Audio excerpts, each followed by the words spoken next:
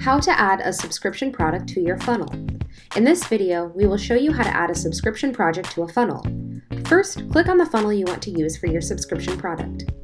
While you're in the initial overview of your funnel, make sure that you have selected the funnel step you want the product to appear on. If you try to add the product to the first step but it appears on a later step, it won't work, so make sure you choose the correct step.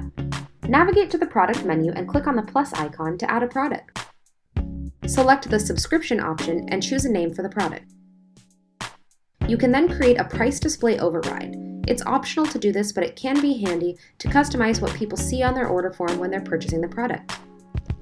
Now, before you can create a usable subscription product, you must create a Stripe account and configure a Stripe plan. Once you have a working Stripe plan, it will appear as an option in the drop-down menu of the Stripe plan portion of the product's creation. Then you can create a product description, which dictates how the product will appear on the customer's financial statements. You also have the option to either establish a trial period or enable an upfront cost.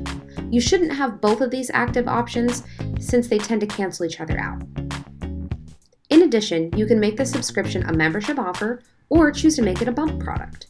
A bump product is cheaper than the main product that is being sold on the funnel. It's essentially an add-on item to the central product of the funnel you've created.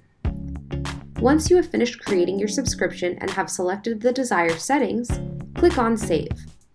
Now you will be able to see your subscription product in the Products menu.